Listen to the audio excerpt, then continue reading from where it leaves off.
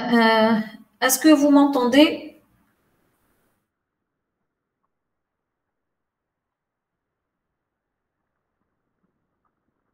Est-ce que vous avez le partage?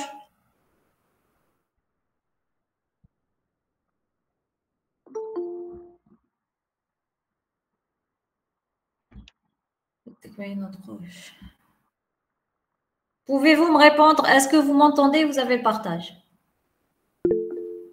D'accord, merci. Alors, on va commencer aujourd'hui une nouvelle série concernant la modélisation NoSQL des données. Donc, avant ça, vous avez eu l'habitude ou vous maîtrisez même la modélisation relationnelle. Donc, nous avons travaillé longuement, longtemps sur la modélisation relationnelle. On va aborder la modélisation NoSQL qui est la tendance aujourd'hui vu le contexte. Donc, données volumineuses, données non structurées, données euh, variées, etc. Et donc, le modèle relationnel trouve un peu ses limites vu qu'il a beaucoup de contraintes. Euh, Bien qu'il reste toujours le leader du marché, c'est-à-dire qu'on travaille toujours avec du relationnel. Euh, donc, selon le contexte, ça dépend le besoin. Alors, dans la série d'aujourd'hui, dans le premier exercice, on va voir les différents modèles. On va voir le modèle clé-valeur, modèle orienté colonne et modèle orienté document. On va un peu manipuler ces modèles. Ensuite, dans un deuxième exercice et le troisième, on va aborder la modélisation orientée document, puisque c'est le modèle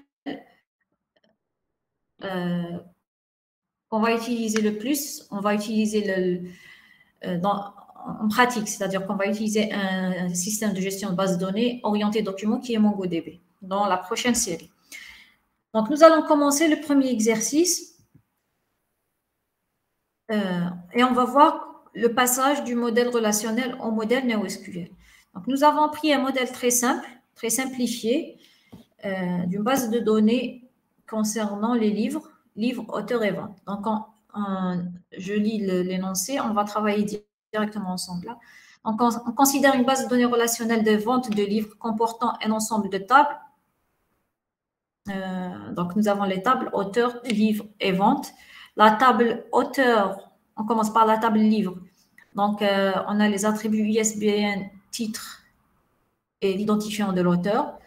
La table auteur et l'identifiant de l'auteur nom, prénom. Et la table vente, il contient l'identifiant de la vente, la date et le numéro du livre. Donc, on suppose, pour des raisons de simplification, on suppose que un livre possède un seul auteur en premier lieu. Donc, un livre ne peut avoir qu'un seul auteur. C'est pour cela, d'ailleurs, dans auteur, on n'a pas la clé du livre. Donc, c'est dans la table livre qu'on a l'identifiant de l'auteur. Et on nous a donné un exemple de données, de deux lignes dans chaque table. Nous avons deux livres, deux auteurs et trois ventes. Une vente pour le premier livre et deux ventes pour le deuxième livre. Première question, décrire les informations sous forme d'un diagramme UML.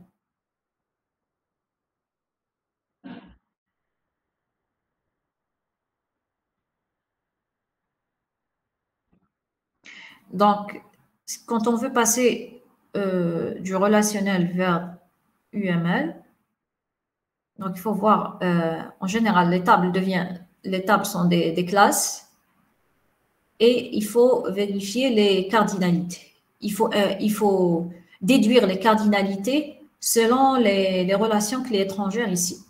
D'accord? Donc, automatiquement, nous avons trois classes, la classe auteur, la classe livre et la classe vente.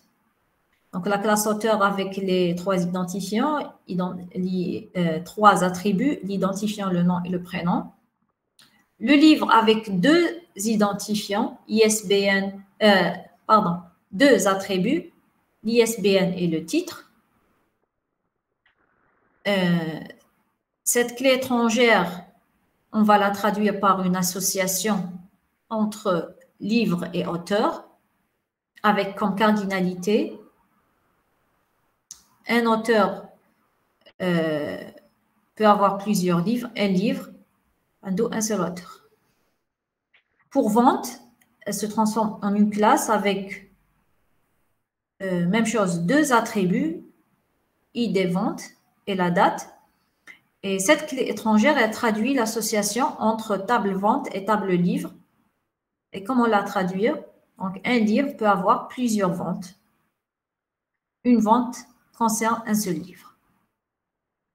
Et cela donnera le diagramme suivant. Donc, nous avons la classe auteur avec trois attributs, la classe livre avec deux attributs, et la clé étrangère dans la table livre traduit l'association entre auteur et livre. Donc, un livre appartient à un seul auteur et un auteur peut avoir, donc, un auteur peut avoir plusieurs livres.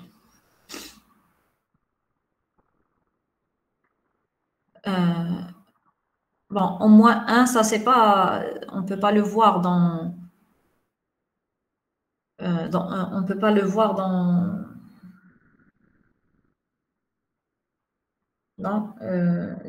la table. Mais bon, on peut dire qu'un auteur, s'il est auteur, il doit avoir au moins un seul livre. Si une clé étrangère ne peut pas être nulle, et donc c'est un ou étoile. D'accord. Même chose entre livre et vente. Donc les deux classes et l'association 1 étoile. Est-ce que c'est bon pour cette question?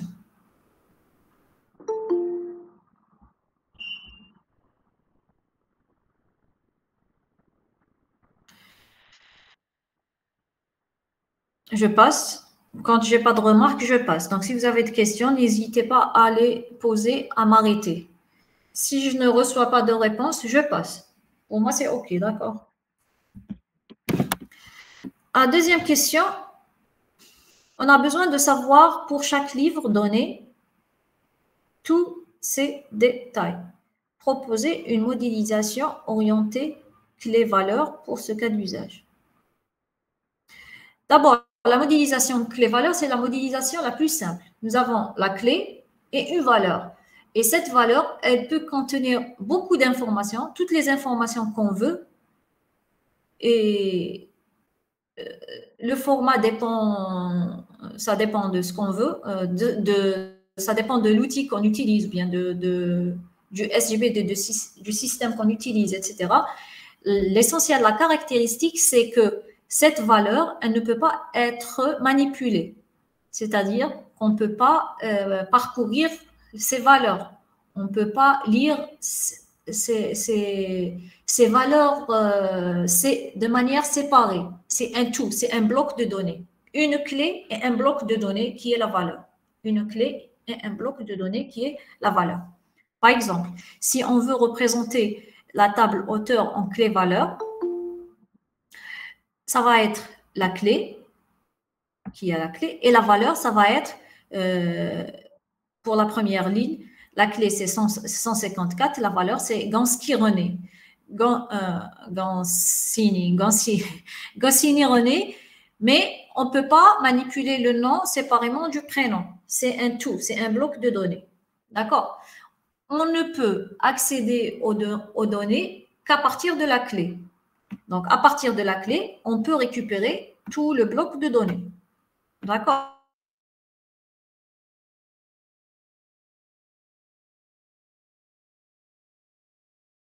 Tout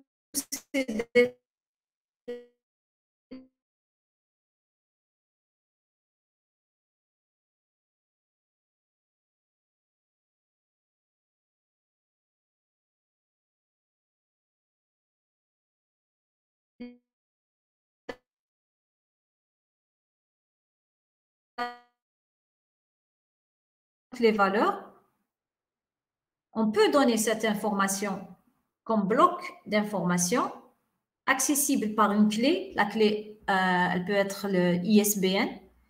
ISBN ou la clé. Et le reste des informations, le titre, l'auteur, le nom de l'auteur, le prénom de l'auteur, l'identifiant de la vente et la date et les dates des différentes ventes en un seul bloc de données qui n'est pas accessible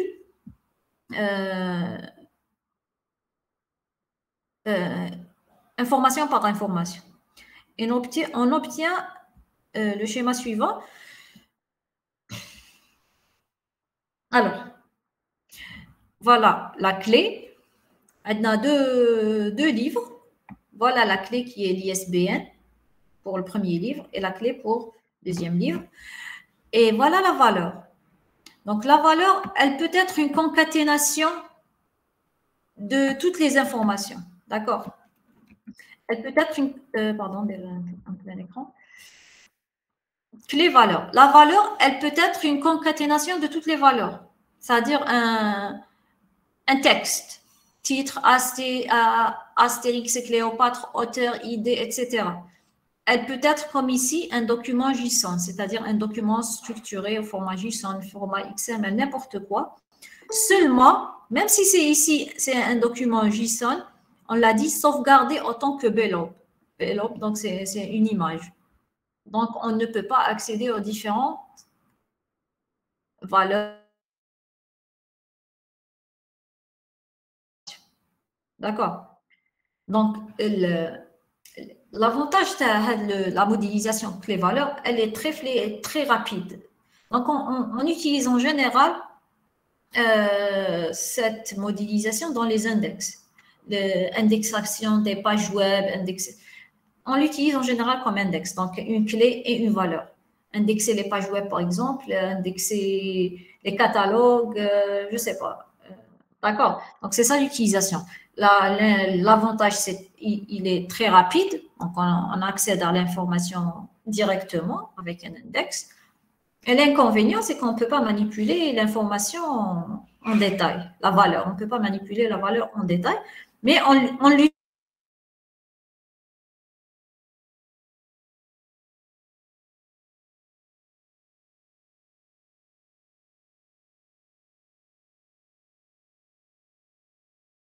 l'utilisation la plus simple.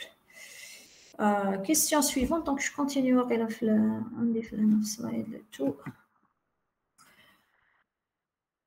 la question suivante. On considère le cas d'usage suivant. Accéder au livre d'un auteur donné, c'est-à-dire on recherche par nom, proposer une modélisation orientée colonne pour ce cas d'usage. Cette fois-ci, modélisation orientée colonne. C'est bon pour la modélisation les valeurs.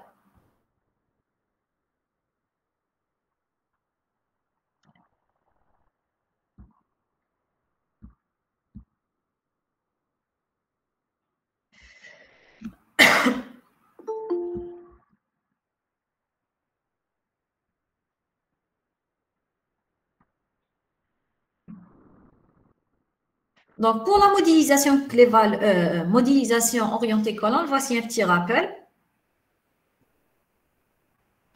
Donc, il ressemble à la modélisation relationnelle où nous avons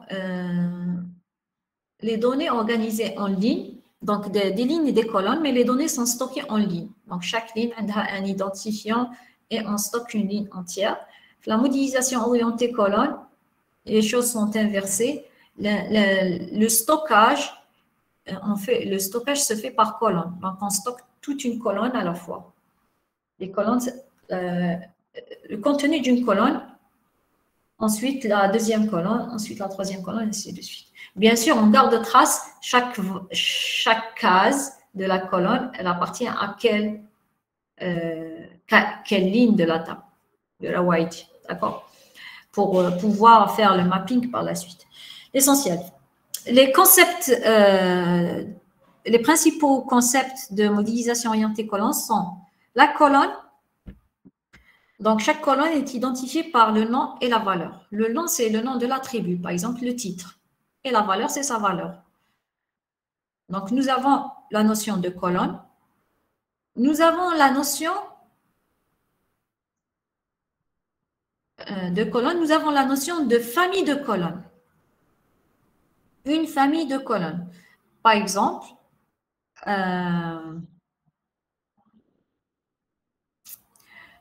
une famille de colonnes adresse, FIHA, la rue, le code postal, puis la ville, le pays. Hado, c'est des colonnes. La rue, la ville, le code postal, pays. C'est des colonnes. Had l'ensemble des 4 attributs, mais ouais, une famille de colonnes. Une famille de colonnes. D'accord? Une famille de colonnes. On peut structurer davantage nos données en ajoutant des supercolonnes. D'accord? En ajoutant des supercolonnes. Par exemple, on définit dans une entreprise le personnel. Nous avons des informations personnelles et des informations professionnelles. Des informations sur la personne, donc nom, prénom, date de naissance, etc. Informations professionnelles, on a le grade, le salaire. D'accord? Et donc, on peut rajouter, comme dit, un titre pour chaque ensemble de colonnes. Donc, information personnelle, par exemple, information professionnelle. Dans information personnelle, on retrouve nom, prénom, date de naissance, adresse. Dans information professionnelle, on retrouve grade, salaire, numéro professionnel, par exemple. Et ceux-là sont des supercolonnes. Et dans chaque supercolonne, nous avons une famille de colonnes. Dans chaque supercolonne, on a une famille de colonnes. Et si nous avons des supercolonnes, on obtient une famille de supercolonnes. Une famille de supercolonnes. Donc, dans la modélisation, on peut avoir l'une ou l'autre. Hein. On n'est pas obligé d'ajouter des supercolonnes. On peut avoir une modélisation simple. Nous avons une famille de colonnes. Une famille de colonnes, en réalité, correspond, qui m'a fait le relationnel, à une table, une famille de colonnes. D'accord. Et puis, chaque famille de colonnes, chaque ligne de la famille de colonnes, a un recueil, la clé ou l'identifiant de cette ligne. On va voir des exemples. Là. On va voir un exemple. D'accord. Oui, on a des supercolonnes, même chose. Chaque ligne a un recueil, un identifiant. Et à l'intérieur, nous avons des supercolonnes. Chaque supercolonne fera les différentes colonnes de cette supercolonne et les informations. D'accord. Quand on voit Agda, vraiment, ça ressemble à une base de données relationnelle, surtout famille de colonnes. Donc, c'est les attributs et les valeurs. Un identifiant pour chaque ligne. La différence, c'est dans le stockage. Dans le stockage, on ne stocke pas la ligne en entière, mais on stocke les colonnes. D'accord. Toutes les colonnes sont stockées en juxtaposées. Maintenant, colonne par colonne, on stocke, et non pas ligne par ligne. D'accord. Un exemple pour voir la différence entre modélisation avec famille de colonnes ou là avec super famille de colonnes. Par exemple, on a une table utilisateur, users. Modélisation avec famille de colonnes, on peut mettre les colonnes suivantes. Name, number, mobile phone. Donc, c'est une compagnie de télécommunications téléphonique. Donc, on a le nom, le numéro et numéro de téléphone. La clé, on a choisi le nom, par exemple. C'est une modélisation famille de colonnes. Donc, la famille de colonnes contient 3 colonnes. Nom, number, mobile phone. Et bien sûr, la caractéristique, tu as les base de données orientée colonne, c'est que dans chaque famille de colonnes, on peut avoir différents nombres d'attributs, différents nombres de colonnes, et même le nom des colonnes peut être différent. Il y a la flexibilité de SQL, d'accord? Il n'y a pas un schéma fixe préalable. D'accord? Il y a défini une famille de colonnes d'une ligne, d'un requête à une autre, d'une ligne à une autre, on peut avoir différents noms de colonnes, différents nombres de colonnes. Par exemple, ici, entre la première et la deuxième, on n'a pas le troisième, par exemple, la troisième colonne. Un exemple de superfamille de colonnes, par exemple, les services offerts à chaque utilisateur. Donc, la clé, on a choisi le nom de l'utilisateur. Et nous avons deux types de services. Donc, on a choisi deux supercolonnes. D'accord, deux supercolonnes. La supercolonne, la voix et la supercolonne SMS, par exemple. Voice, nous avons deux colonnes. Donc, les deux colonnes constituent une famille de colonnes. Type et balance. Et SMS, type et amount. C'est une famille de colonnes. Une famille de colonnes. Les deux, c'est une super colonne. C'est une super colonne. Et donc, on a une super famille de colonnes. Une super famille de colonnes. C'est une super colonne. Voice, c'est une super colonne. SMS, c'est une super colonne. Et toute la ligne, donc, c'est une super famille de colonnes. C'est une super famille de colonnes, pardon. Une famille de super colonnes. Une famille de super colonnes. Famille de super colonnes. D'accord? Famille de super colonnes. Est-ce que la différence est claire? Donc, en général, on ajoute les supercolonnes, c'est pour structurer les données. Raison de structuration. Revenons à notre exercice. Donc, on a accédé au livre d'un auteur, données, recherche par nom, proposer une modélisation orientée colonne. Donc, on a un livre, puisqu'on a un livre à nous, un seul auteur, on peut mettre le nom et le prénom de l'auteur avec le livre directement et on obtient l'une des deux modélisations. Famille de colonnes, pardon, d'ailleurs, je suis super famille de colonnes, mais famille de supercolonnes. Famille de super.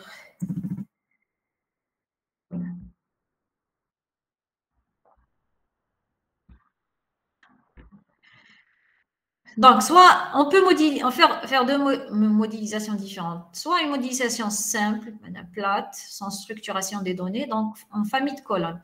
Row-key, ça va être une clé soit générée par le système, soit on peut choisir l'ISBN. Non, ça dépend du SGBD.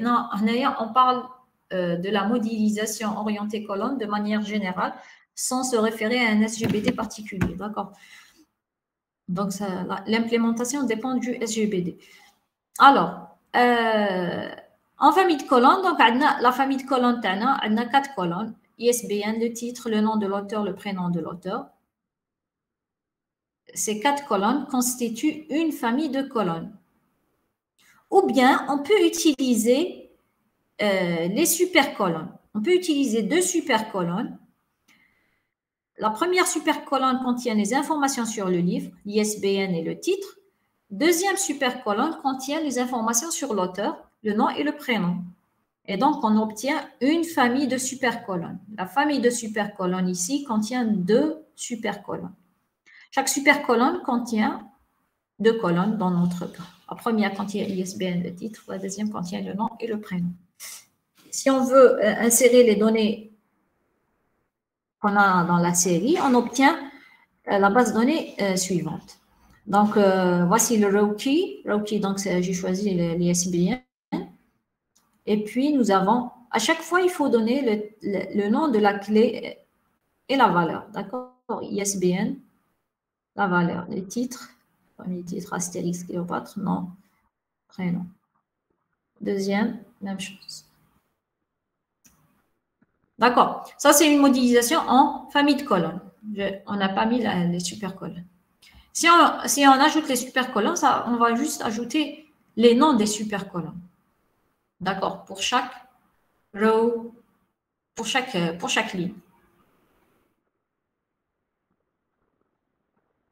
Est-ce que c'est clair? Est-ce que la modélisation est claire?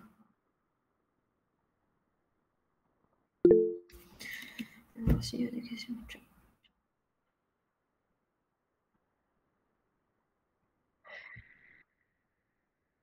Voilà.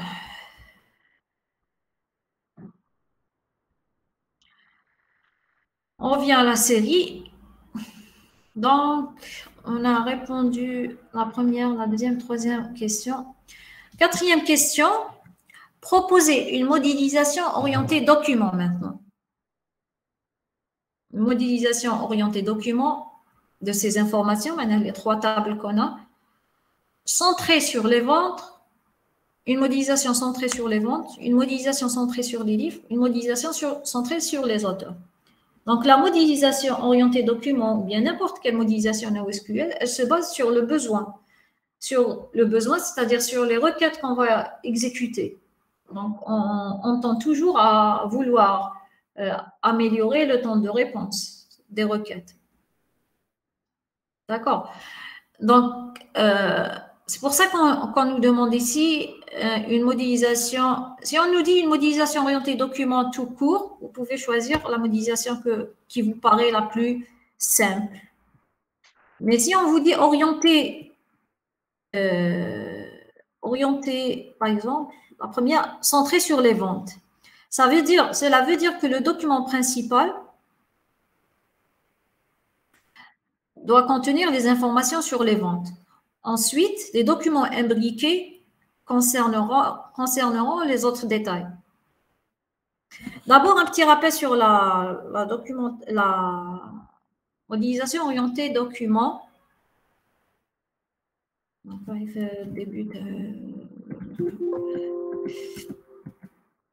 Voilà, un document. Dans la modélisation orientée document, on utilise la modélisation, les documents JSON, le format JSON. Donc, un document commence par une accolade, le titre, un attribut, deux points, accolade, valeur. D'accord? À chaque fois, le titre ou le nom de l'attribut, deux points, la valeur. On peut avoir des documents imbriqués. Donc, la valeur, par exemple, un exemple, la valeur peut être un document. Quand je dis un document, maintenant, on ouvre une accolade, on met des informations dedans. Par exemple, personne, nom, prénom, c'est des attributs simples. Donc, nom, valeur, nom, prénom, la valeur. Adresse, elle est de type document. On ouvre une accolade et on met la rue, numéro, ville, code postal. Et on ferme l'accolade. Donc, c'est un document imbriqué. On peut avoir un tableau. L'attribut, l'attribut ou le champ peut être un tableau de valeur. Exemple ici, acteur, c'est un tableau de valeur. Un tableau, c'est un déroulement décroché et les valeurs sont séparées par des virgules. On peut avoir un tableau de documents. Un tableau de documents. Donc, on ouvre des crochets et à l'intérieur, on peut avoir plusieurs documents. Par exemple, personne peut avoir plusieurs adresses. L'adresse, on ouvre un tableau, première adresse, deuxième adresse. Et chaque adresse, c'est un document. Voilà la modélisation orientée document. Donc, c'est toujours clé-valeur. C'est toujours, pratiquement tous les modèles se réfèrent au modèle clé-valeur initial. Seulement, il y a la valeur, on peut la manipuler. Donc, la valeur, elle peut être une valeur simple, elle peut être un tableau de valeurs et elle peut être un document, un document imbriqué. Donc, d'accord. Donc, dans notre cas,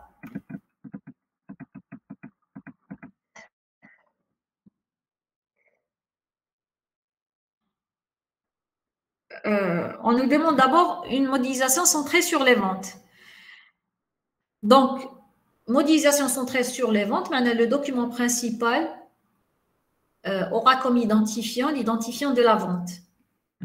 Ensuite, si on revient, voilà, la table TANA. Donc, le document principal contient l'identifiant de la vente, la date de la vente. Ensuite, le livre vendu, les informations sur le livre. Le livre, on doit ramener tous ces détails. D'accord? On ne va pas faire des jointures, faire orienter document. Donc, le livre, on va mettre, ça va être un document, et le titre et l'auteur. L'auteur, c'est aussi un autre document imbriqué dans le livre. Et on obtient la modélisation suivante. Voilà. Donc, le document aura comme identifiant, c'est l'identifiant de la vente, puisque la modélisation est orientée vers la vente. Donc, le document principal concerne une vente. Quand je prends un document, donc chaque document, c'est un fichier JSON séparé, d'accord? Chaque document, c'est un fichier JSON séparé. Avec le document, c'est comme si une fiche qui concerne une vente. Par exemple, la première fiche, le premier document concerne la vente 12.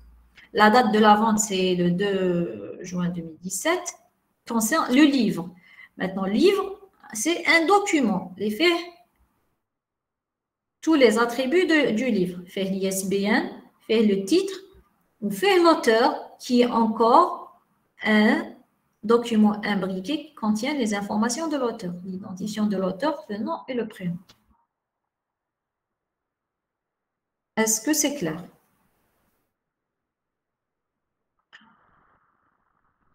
Si c'est clair, si vous devez donner la modélisation orientée, je crois qu'on a la deuxième, orientée livre ou la hauteur. Une modélisation centrée sur les livres. Donc, la modélisation centrée sur les livres, le document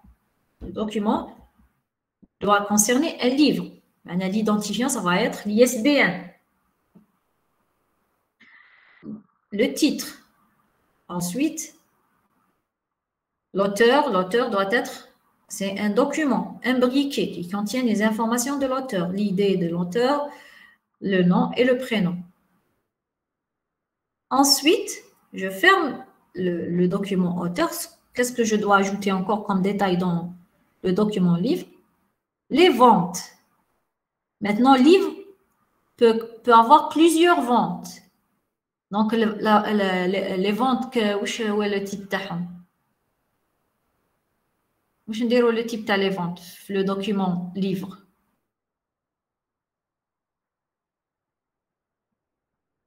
Ah, il y a au moins une réponse. بديش يذاكوا معايا ولا راني نهضر وحدي. Bon, عندنا قلنا لي نديروا une modélisation orientée document pour les livres, centrée sur les livres.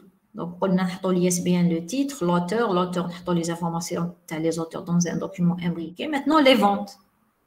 Puisqu'il peut, si le livre a une seule vente, ça va être un document. Le document fait l'identifiant de la vente et la date de la vente. Mais le livre peut avoir plusieurs ventes. Maintenant, nous avons un tableau de vente. D'accord? Un tableau, ça va être un tableau de documents. Un tableau de vente, un tableau de documents. Et on obtient la modélisation suivante.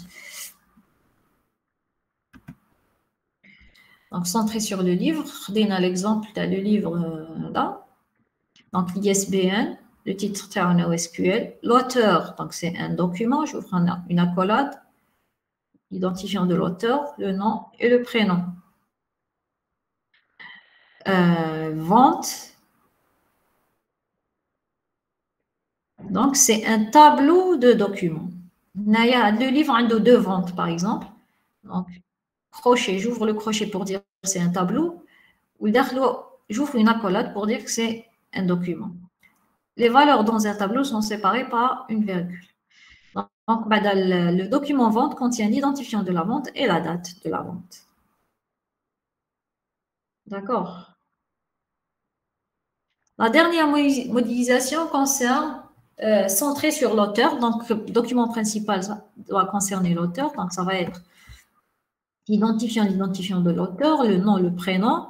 Ensuite, un auteur peut avoir plusieurs livres. Et donc, ça va être un tableau de documents. Livre doit être un tableau de documents, puisqu'un auteur peut avoir plusieurs livres.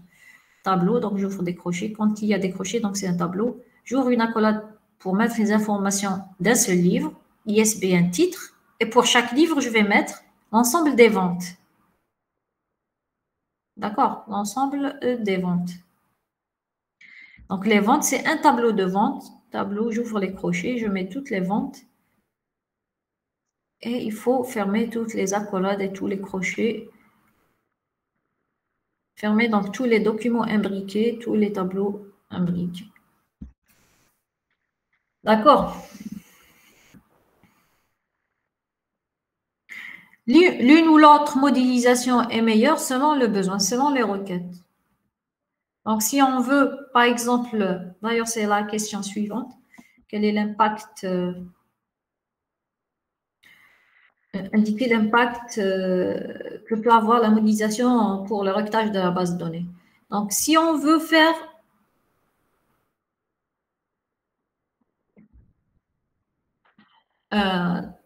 des requêtes, par exemple, rechercher les livres d'un auteur donné. J'ai beaucoup de requêtes qui font des recherches de livres par auteur. La meilleure modélisation, c'est celle-là. Donc, je vais directement y aller au document de l'auteur et je récupère tous ces livres dans un même document. Cette même requête, c'est-à-dire rechercher les livres d'un auteur donné, la modélisation, par exemple, centrée sur les livres, ça va être compliqué parce que je dois parcourir tous les documents, tous les livres. Je dois parcourir tous les livres et vérifier si l'auteur ou l'auteur recherché. D'accord? Je dois parcourir tous les livres pour et vérifier si l'auteur est l'auteur recherché. Par contre, la modélisation orientée auteur, je vais directement au document de l'auteur et je trouve tous les livres de cet auteur. D'accord? Même chose pour si je fais, par exemple, je veux savoir quelles sont les ventes et les ventes. Quels sont les livres, par exemple, vendus à une date donnée. Une date donnée,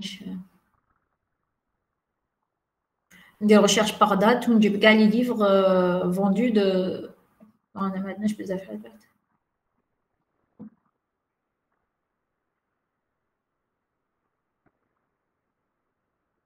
Si je veux, par exemple, rechercher les livres vendus à une date donnée, j'exécute la requête, je récupère tous les documents ayant une date égale à 2 juin 2017, par exemple, et je récupère le livre vendu. Par contre, le modélisation orientée et livre, il faudra entrer dans les détails de chaque livre, les ventes tarot, parcourir toutes les ventes et vérifier toutes les dates. Même la requête, on verra avant MongoDB, la requête sera beaucoup plus complexe dans une modélisation, dans une telle modélisation que dans la modélisation précédente. C'est une très simple requête, vérification date égale de juin, par exemple, 2017. La requête peut-être un peu plus compliquée. D'accord. Donc, ça dépend de la modélisation.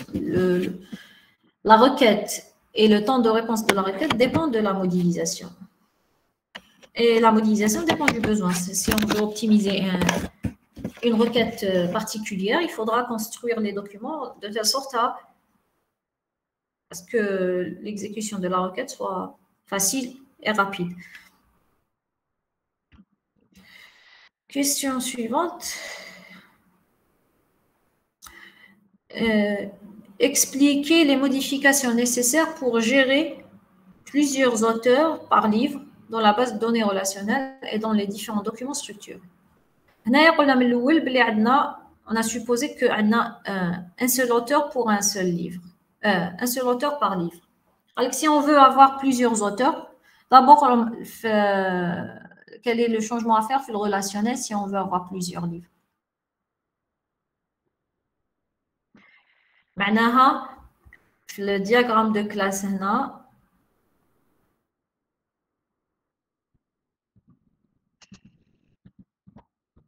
هنايا حبينا يولي عندنا étoile étoile هنا étoile وهنا étoile تولي عندنا étoile étoile في le relationnel cela veut dire que il faut rajouter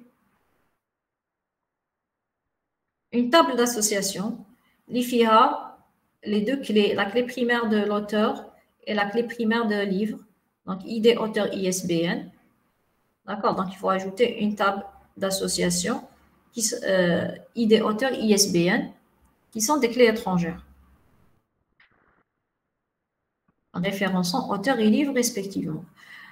Maintenant, la modification dans les différents documents structurés, donc la modélisation orientée document, qu'est-ce qu'il faut rajouter?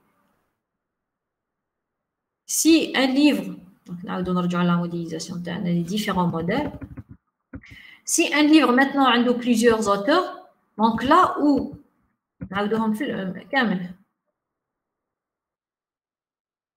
maintenant, si un livre a plusieurs auteurs, là où on a mis auteur directement, c'est un document fait un seul auteur, il faudra changer un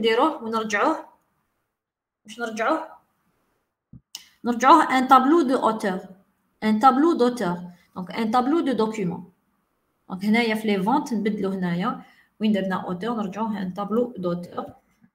Le livre un seul auteur au lieu d'un seul document, نرجعوها un tableau de documents. Tableau de crochet, vous avez les documents, les auteurs nécessaires. Et dans auteur, on ne change rien. Dans la modélisation centrée sur les auteurs, on ne change rien. On change dans les deux modélisations, orientée livre et orientée vente. Est-ce que c'est clair? Y a-t-il pas de questions? Est-ce que l'exercice 1 est clair?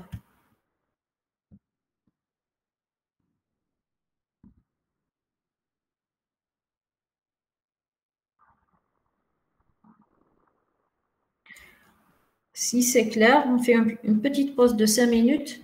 En attendant, on parle l'exercice 2. Et on continue par la suite. Lisez l'exercice 2 avant de commencer.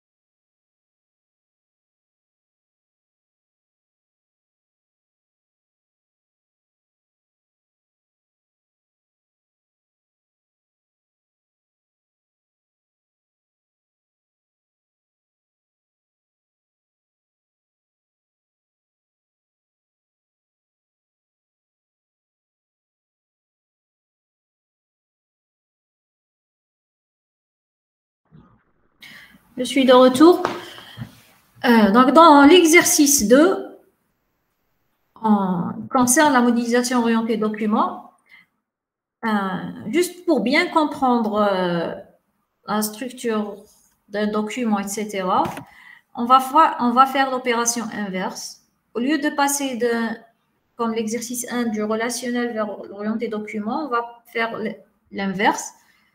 On va lire ces documents. Donc, nous avons ici 2 documents et on va essayer de reconstituer, de passer à une base de données relationnelle. Si nous devons stocker ces données dans une base de données relationnelle, quelles seront les tables? Quelles seront les relations quel est le schéma de la base de données relationnelle? Donc, on nous dit que le service informatique de l'ISIHB décide de représenter ces données sous forme de documents. Alors, on a un exemple de document centré sur l'étudiant, incluant les unités d'enseignement pour chaque étudiant. Donc, pour chaque étudiant, on a les unités d'enseignement qu'il suit avec la note de cette unité d'enseignement. Donc, le premier document concerne le document de l'étudiant Adimi Maryam et les unités d'enseignement. Donc, on a un tableau de documents. Donc, on a plusieurs unités d'enseignement. Chaque étudiant a plusieurs unités d'enseignement. Chaque unité d'enseignement a les attributs, l'identifiant, le titre et la note. On est d'accord que dans une modélisation orientée document, on n'est pas obligé d'avoir les mêmes attributs dans tous les documents. D'accord? Il y a cette flexibilité. Donc, on peut avoir un document avec des attributs, par exemple, ID, titre, note. Un autre document fait l'identifiant, durée, crédit, un autre, d'accord. Mais on a les mêmes. Ça dépend le besoin. Parfois, on a besoin de mettre les mêmes pour des raisons de structuration.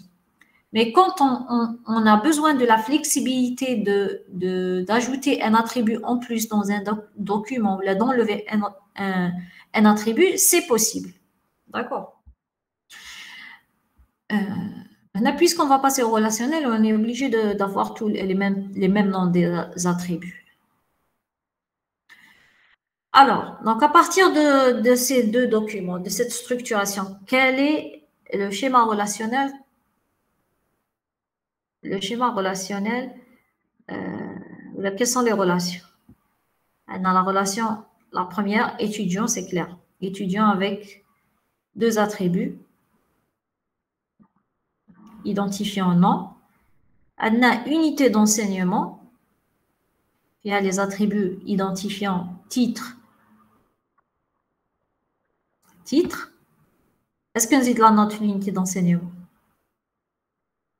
Non. Voilà, parce que l'unité d'enseignement concerne un seul étudiant.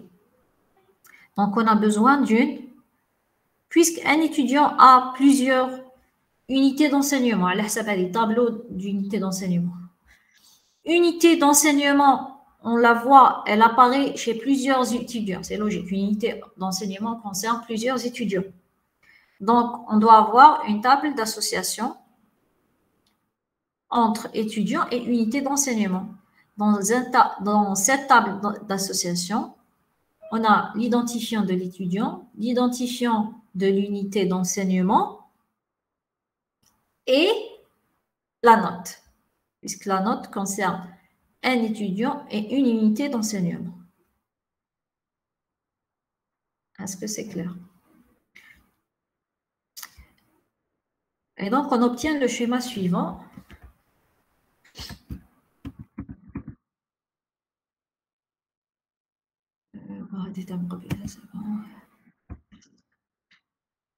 Voilà. Donc, on a la table étudiant, il y a l'identifiant et le nom. Et on a les 2 étudiants, Ademi Maryam Belabid et Ahmed. On a les unités d'enseignement. Donc, on a Java, méthodologie, base de données, réseau et conduite de projet. وعندنا la table d'association, هذه نسميوها évaluation par exemple, contient l'identifiant de l'étudiant, l'identifiant de l'unité d'enseignement et la note. D'accord? On est d'accord. Je reviens à la série.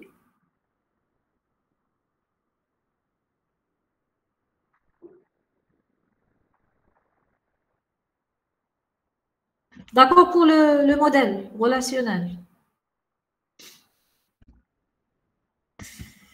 Alors, sachant que ces documents, c'est bon, on a répondu à ça. Reconstruire le schéma, indiquer le contenu des tables correspondant au document. Donc, le contenu. Proposer une autre représentation des mêmes données, centrée cette fois non plus sur les étudiants, mais sur les unités d'enseignement. Donc, on dirait que l'exercice une modélisation orientée document, mais cette fois-ci centrée sur les unités d'enseignement. Maintenant, un document va concerner non pas un étudiant comme ici. Ici, un document concerne un étudiant. Et les unités d'enseignement sont imbriquées à l'étudiant. On veut avoir des documents maintenant, on veut avoir des documents orientés unité d'enseignement. Donc, le document est une unité d'enseignement. Et dans chaque unité d'enseignement, on va avoir la liste des étudiants inscrits dans cette unité d'enseignement. D'accord? Donc, on va avoir l'identifiant de l'unité d'enseignement, le titre de l'unité d'enseignement et étudiant, qui est un tableau de documents, l'identifiant de l'étudiant, le nom de l'étudiant et la note de cet étudiant dans cette unité d'enseignement. D'accord? Et voilà, et on obtient document. On obtient les documents suivants. Donc, le premier document concerne l'unité d'enseignement Java et les étudiants. C'est un tableau d'étudiants. Adna Adimi Miriam, sa note est 12. Malgré qu'on a un seul étudiant, mais l'étudiant doit être un tableau, est une structure, est un tableau d'étudiants. D'accord? Voilà, un tableau d'étudiants, même s'il contient un seul étudiant, parce qu'il a des étudiants, on pourra l'ajouter sans changer la structure du document. On va directement ajouter des étudiants dans ce document. Même chose pour les autres documents. On a le document, l'unité d'enseignement base de données. Les étudiants, on a deux étudiants. Donc, c'est un tableau avec deux documents. Le premier, c'est Adimi Miriam, note 17. Et le deuxième document concerne Belabid et Ahmed, la note est 10.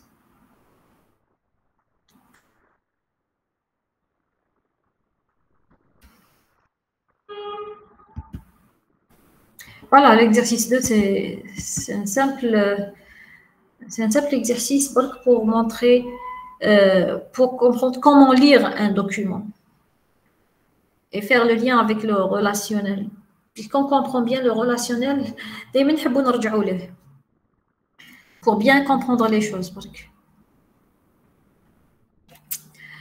On termine avec l'exercice 3. Le dernier. Toujours avec la modélisation orientée document. On va lire l'exercice et je vous laisse y réfléchir un petit peu.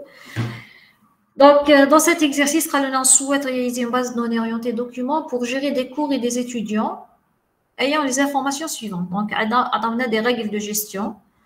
Un cours est décrit par les attributs code, titre, description, crédit et prérequis. Les prérequis sont d'autres cours. Ce sont des cours. Les prérequis sont des cours. Donc, si on réfléchit en termes d'orienté documents, ça va être des documents, un tableau de documents imbriqué, un tableau de documents. Un étudiant est décrit par les attributs nom, prénom, adresse. Les adresses sont composées de numéros. Donc, dès qu'on nous dit c'est composé, donc l'attribut adresse va être un document. Donc, quand je dis document, maintenant, j'ouvre des accolades. D'accord? Ça va être un document imbriqué, un document en lui-même, séparé, un fichier. Document imbriqué.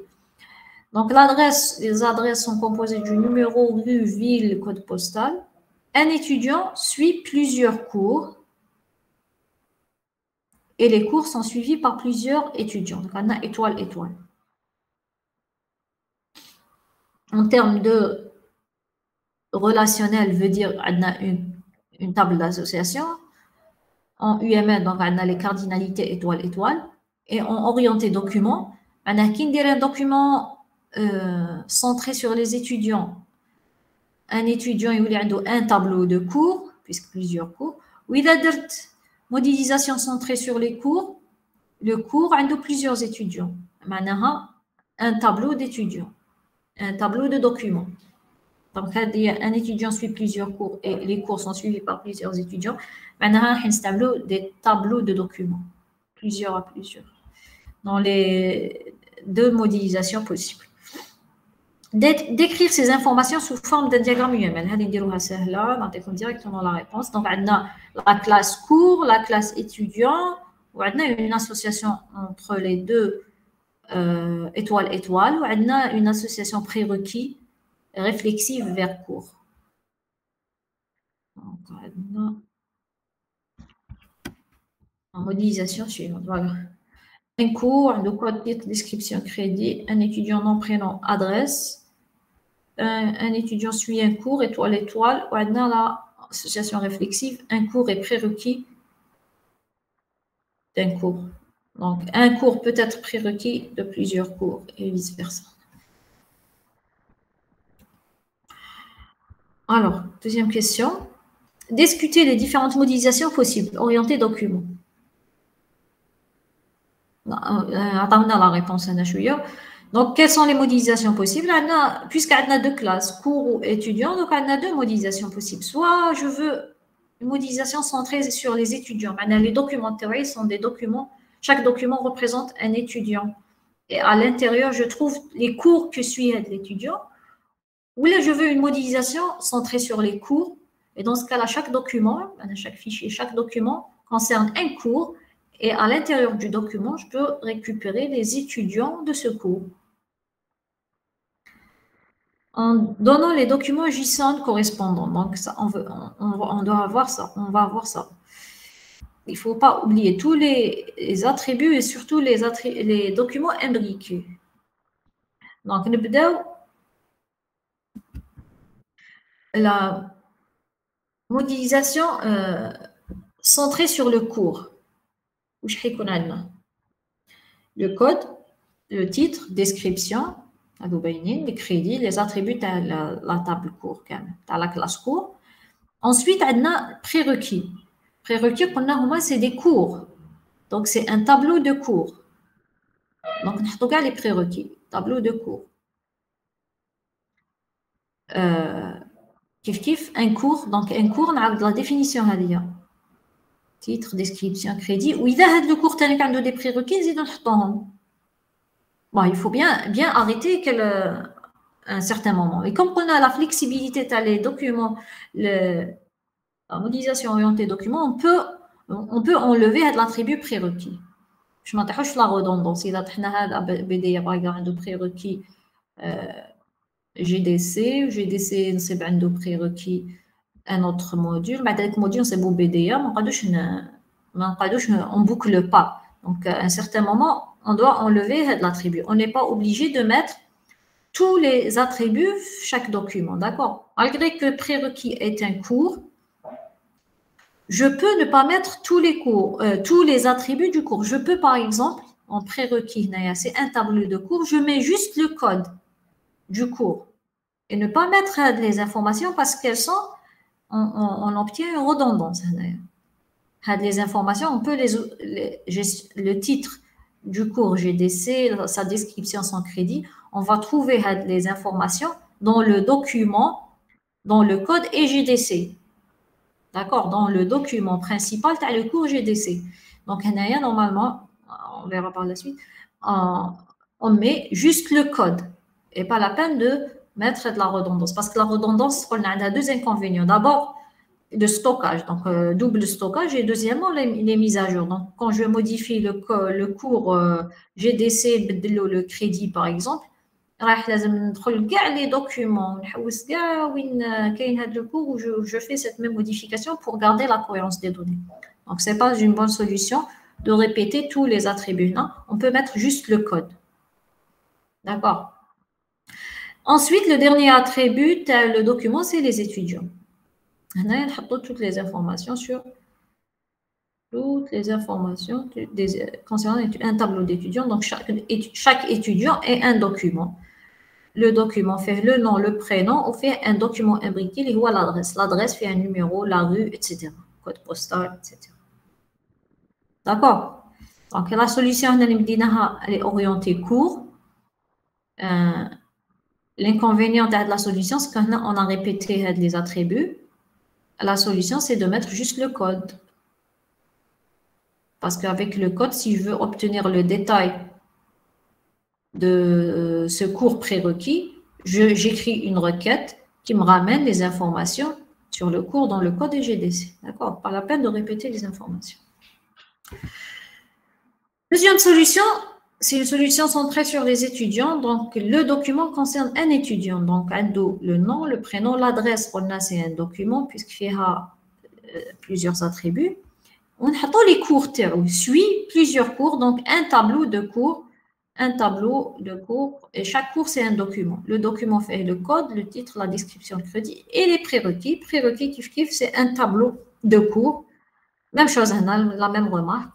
Il suffit de mettre le code seulement. Pas la peine de mettre tous les autres attributs, sinon il y aura redondance.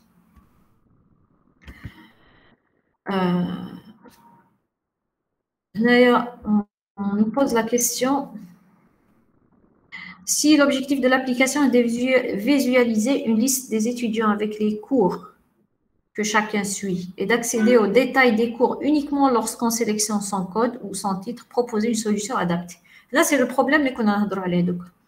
Si le but, d'abord, on a visualisé une liste d'étudiants. Donc, la modélisation orientée étudiant avec les cours que chacun suit. Donc, on a la modélisation orientée centrée sur l'étudiant. Et d'accéder aux détails des cours uniquement lorsqu'on sélectionne son code ou son titre.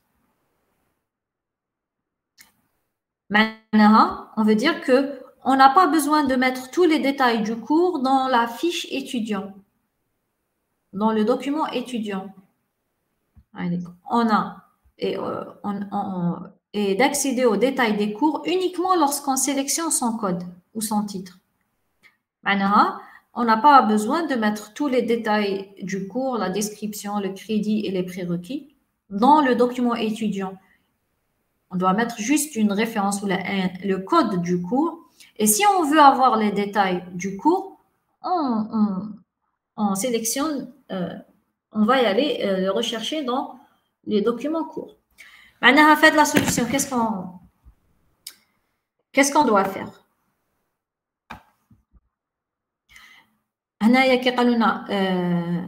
L'objectif de l'application est de visualiser une liste d'étudiants avec les cours que chacun suit. Maintenant, c'est une modélisation des documents centrés étudiants. Et d'accéder aux détails des cours uniquement lorsqu'on sélectionne son code ou son titre. La phrase, pour pouvoir sélectionner les détails d'un cours en ayant son code ou son titre, qu'est-ce qu'il faut avoir? Il faut avoir des documents centrés courts. La troisième question, on doit créer deux types de documents. Les documents centrés étudiants, les documents centrés cours. Seulement, à la différence du document de tout à l'heure, au lieu de mettre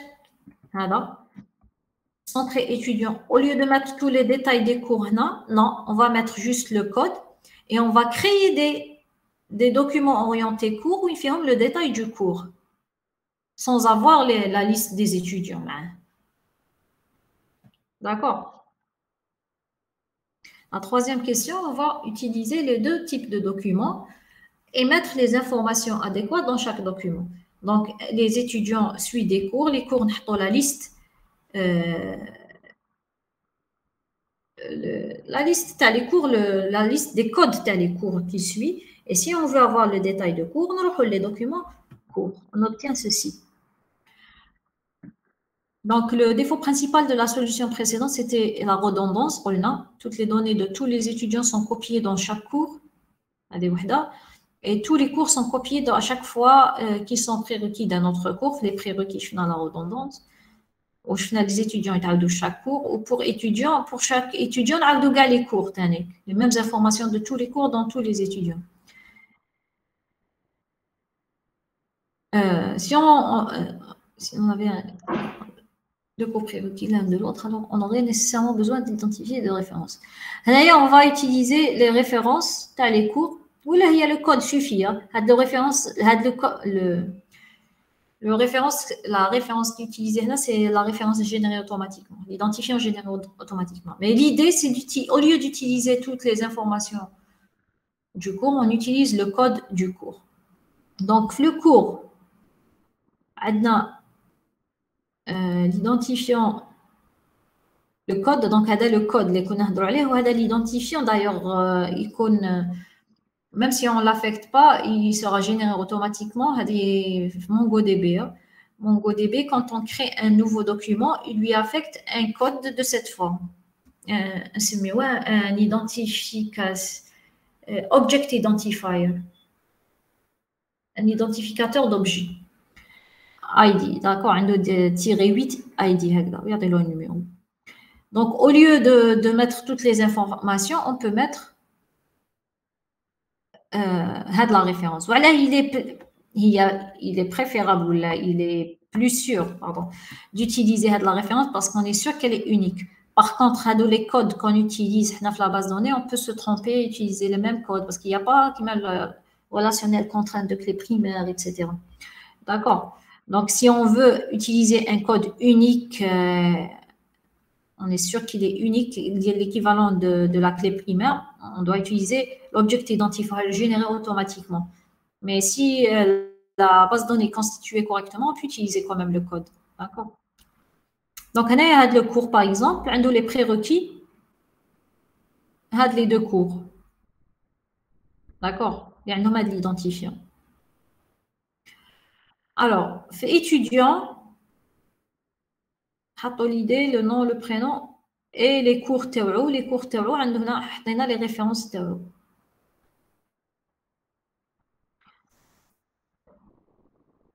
Bon, des adresses, non, je pense qu'il est plus simple d'intégrer l'adresse directement à étudiant, pas la peine de mettre l'adresse de l'étudiant, je connais. Un document pour les adresses. On peut faire ça, mais c'est pas intéressant.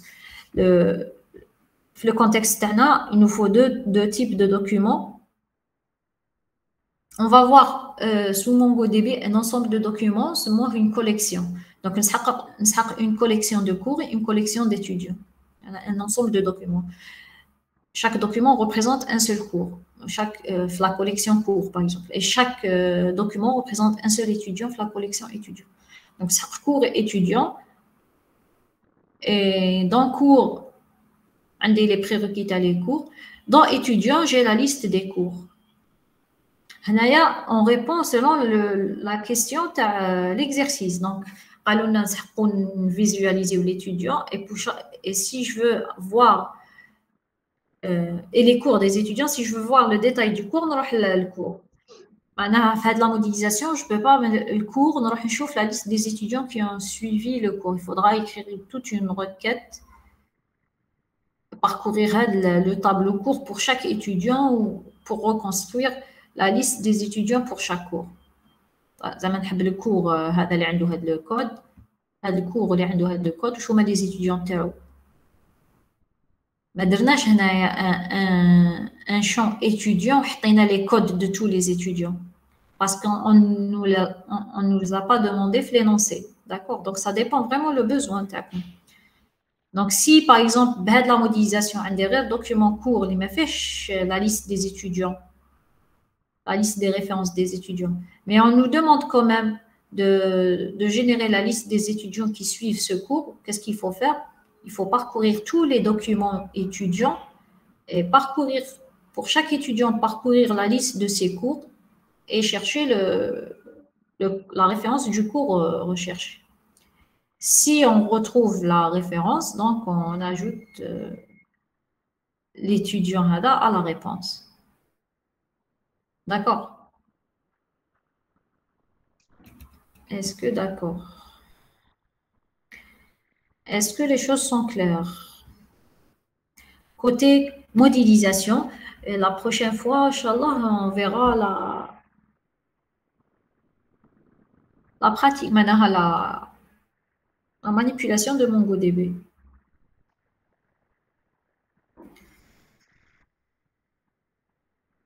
Euh,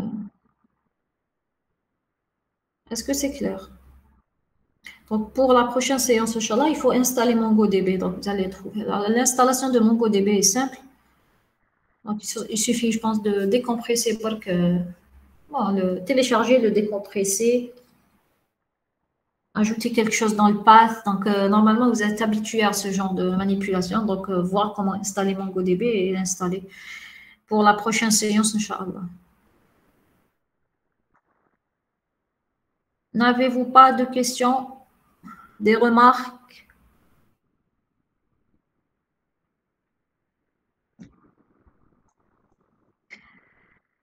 Oui, question. Posez votre question. Pourquoi vous ne mettez pas votre nom et prénom? ما قدرتش même pas نقراه. Oui, Azerty, Azerty. Allez, Azerty, quelle est votre question? Hamiti, voilà, c'est mieux. Quelle est votre question?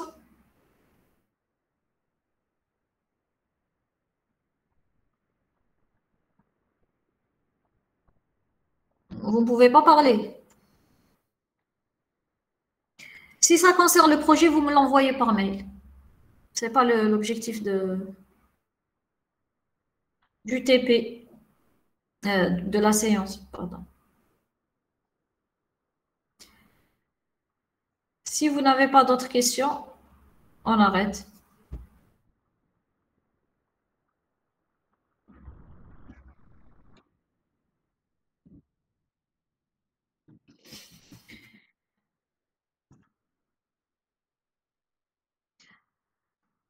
Allez, je vous laisse. Bon courage, bon... Ça bon après-midi.